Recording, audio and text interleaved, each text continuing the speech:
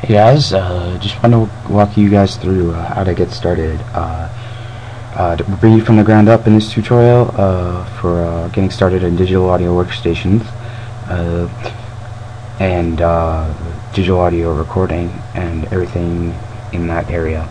So let's get started. First question you probably want to ask yourself is, what is a digital audio workstation? So where I would start if I were you is with Google. So digital audio workstation, and you can find all that information on Wikipedia actually, and I always tend to go to Wikipedia, don't know why, but anyway, you can find all the information here. So all the history about it and everything, and kind of like a picture of what it is. So the objective here is to sequence, and that's why they're sometimes called sequencers. And they involve audio interfaces, digital audio editors, and all those things. And examples of those you can find, I believe you can find them. Comparison of digital audio editors. You can open it up in a new tab, and you can see everything that there is, though. So the ones that I will be having a tutorial on in my channel are FL Studio and Reaper. And hopefully in the near future some of the freeware open source ones that can be used in Linux. Sorry Mac users, no Logic yet, and Live perhaps may come, but I've seen numerous tutorials on that actually offered by Group 3, so if you're looking for a live tutorial, you can look there. So let's get started. One thing, this tutorial here is going to be just about FL Studio and Reaper. So what you can do is, we're going to start with FL Studio. So navigate to the or look for FL Studio here. So you can Wikipedia that too and get some information on it. You can see that it's Belgian, blah blah blah blah blah, 32-bit, and supports everything, so it looks good, right? So you can then go to make a new tab and Google it, and go download it if you want to. Now there's a free demo mode basically, so you can't save, and it's not really a big disadvantage if you're just a beginning user. In fact, I do recommend starting from scratch because it gives you a lot of the skills that you'll need in the future just to start up. Say if you're in another environment, it's really good to be it's good to be flexible in that way. So all you need to do is go to the download here, and it's right here, I believe. If you just go to download, so you can find the download that you want and download it.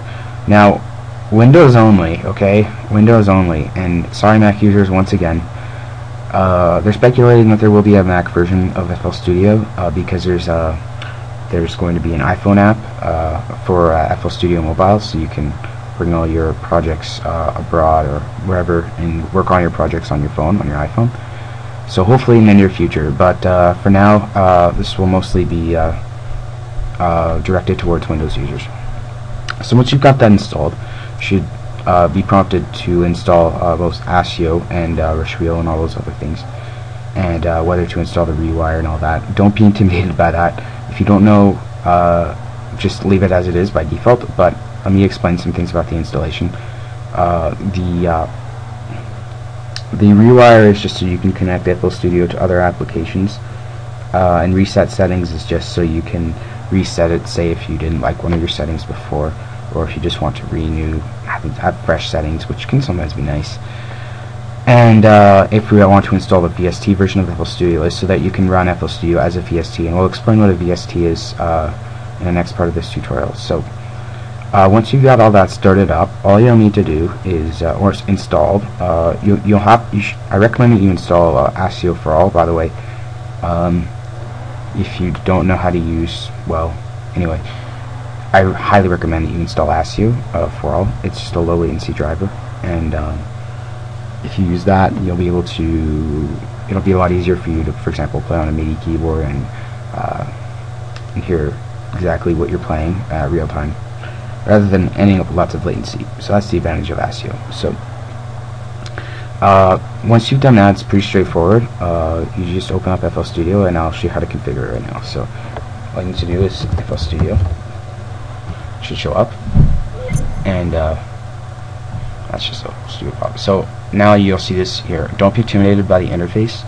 I'll show you a little bit about how to set it up, and I'll give you an exploration of the way that the interface works. So let's go to some settings, options, general settings. You may or may not want to associate project files with the application. Now, the reason that this is here is because there are two versions. There's the extended memory and the normal. So I'll show you first. So as you can see, there's extended memory in FL Studio 10. There are actually two different exe files, and one of them actually makes a process that can get more than 4 gigabytes of RAM, because it's it's a 32-bit application. So that's really the difference. And so I haven't checked this, but I know for sure that I won't be using 4 gigabytes, so it doesn't matter. And rumors sometimes that one is more stable than the other. Not really. They've mostly fixed all the issues, so don't be afraid. Just if you're not going to use more than 4, then there's really no point of using extended memory. So I like to enable a few things here. If you go to General, after that you can these I think come auto checked, but ultra smooth visual feedback is quite nice, and it allows you to kind of like this to go ultra smoothly rather than kind of like jerking around, which is nicer. And I like to enable legacy pattern blocks, so by default that won't be enabled. You need to enable it, and you'll get this little message here, and it shows you a list of all your patterns. So kind of like the media bay or whatever in Reaper, if you know about Reaper. And we'll discover that more in another tutorial. So for example, audio, I recommend that you bring your if you're using your primary sound driver, you'll also be able to see ASIO for all if you did install it. And these are essentially the same for me because I have speakers, and if I plug in, for example, my headphones, those will also show up, but you may need to restart the application. So I usually bring the buffer length up to max just so that I don't experience any underruns, and I also enable this and hardware buffer. It usually makes it a little faster. You can see the tooltips on the top left corner. Try to improve performances, and really just so what an underrun is it's basically when a computer has so much to process that it has to let, say, something go, just in general terms, so like I'm not confusing you here. Just think of it that way. So there's so much that the computer is trying to process that it can't, and it has to let it go. So kind of like you hear this kind of like chopping sound. It's chopping sound, if you get that. Not very pleasant. So I usually bring this up to max because the Windows drivers tend to be pretty high latency anyway.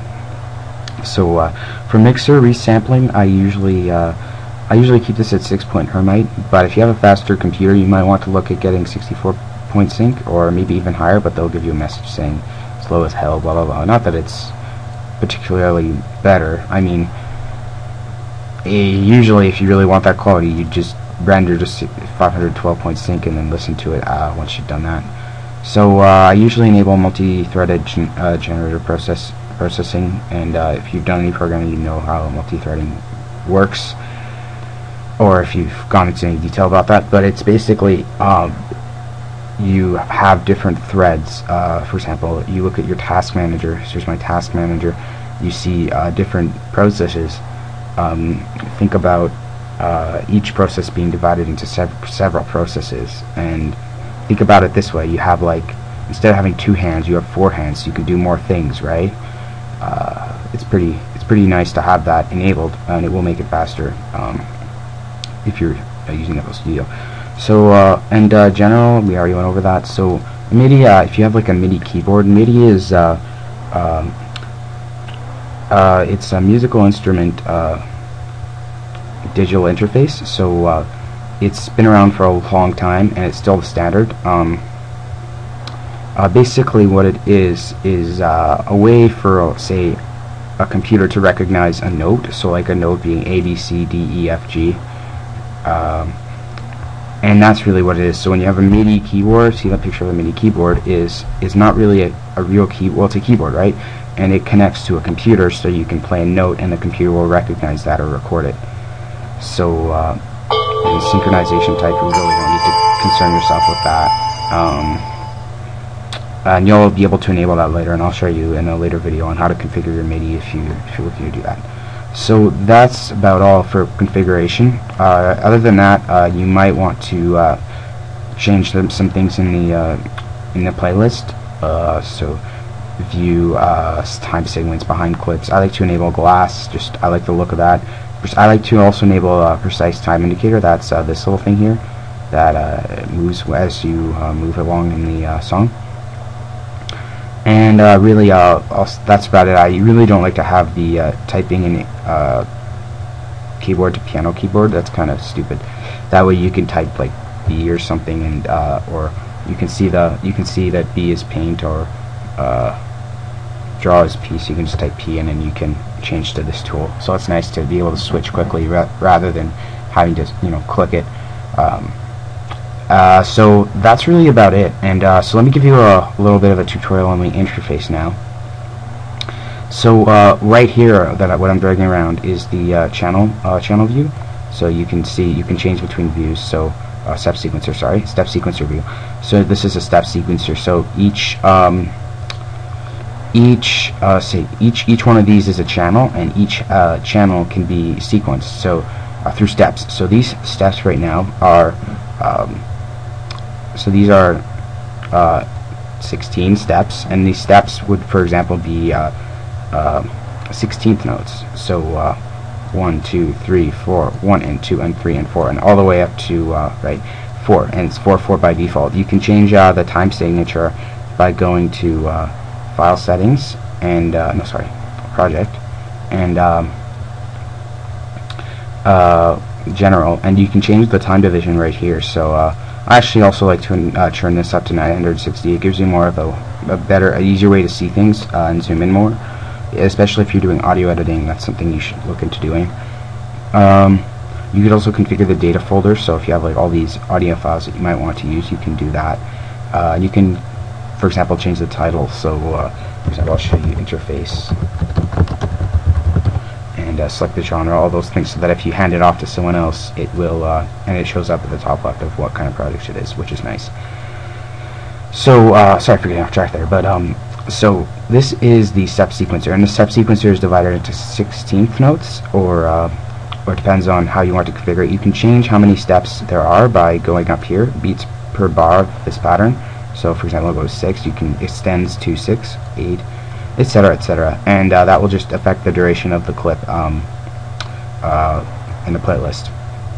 So the way it works in FL Studio is you have different patterns, so it's a pattern-based sequencer, and each of those patterns can be recreated as much as you want, or modified within the playlist. Now the playlist is right to our right here, and but let me show you first of all how to use the step sequencer. So one of the most generic ways of using the step sequencer, say if we're making a trance track, one of the first things you'll want to do is create this kick, this kick per beat.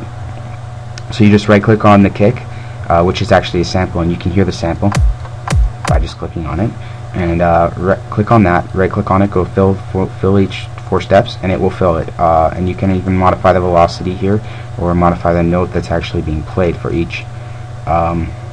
So this kick is just a sample being like a WAV file, right?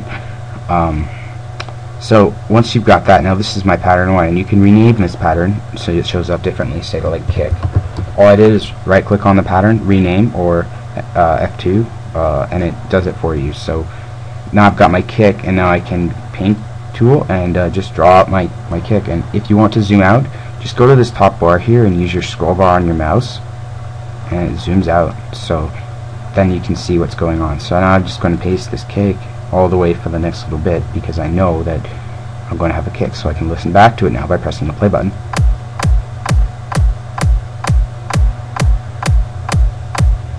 So So so now you can kind of understand what the playlist does. The playlist holds the patterns and the sequences of what you want in your track. So now say I wanted to put in a clap and I didn't want it to be immediately, because I could do it, and you could hear you can switch to your pattern just to hear your pattern and have it loop by clicking on this here. You can see it loops, and I can add in a clap if I want.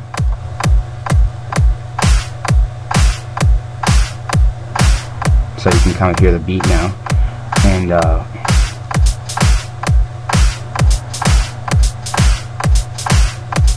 usually you actually don't have it on the off beat there,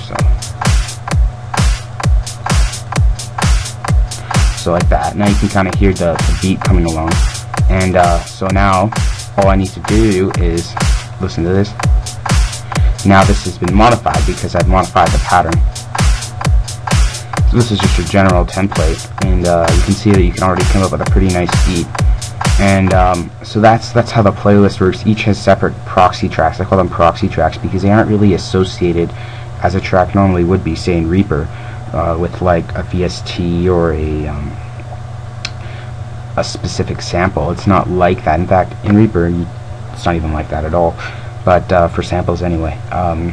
For this, you can put any pattern you want. In fact, I can move this down, move it anywhere I want, and it still will play. So I'll show you that. So I'll move this here. So it's really they're proxy. They aren't really associated with anything. It's just a way for you to arrange things, and that's one of the things I really like about FL Studio, is that you can rearrange things the way you want, just to kind of work in the way you want, and not really be forced into seeing what you don't want to see. For example, having only all certain type of VST at the very top of your track view and some at the bottom. So this is a little bit different. It's a different approach. I recommend this probably as a starting point for anyone interested in sequencing. So now the next thing I wanted to go over is how a VST works. So these are samples, and VST is a virtual instrument, and you can actually look at that if you Google it. So let's do that. Let's look at a VST and what it is. I'll start a new tab here, and you can if you just Google VST, Virtual Studio Technology, is an interface for integrating software audio synthesizer and effect plugins. So you can see all the information here, and you'll find that it was actually invented by Steinberg. So some interesting facts there, and it has been around for a fair while. And basically, if you think about what a VST is, it's a virtual instrument. So when you think of what a piano does, it plays a sound, and you can play a note, and it plays a sound out. But this is different. It's inside the box. It's inside the computer. And so all you need to do is load a VST, and a VST in FL Studio is a channel. It would be a track in most other digital audio workstations. So all I need to do is, for example, go to an FL Studio. They're actually generators, but you can actually load VSTs as well, and they are essentially they result in the same thing essentially. FL keys, and FL keys is like a piano. So, but you can hear sounds a lot like a piano. And you can tweak each parameter individually as you please. So it's a lot like it's like a synthesizer, but it's for real instruments, and it's inside a computer. So yeah, thanks.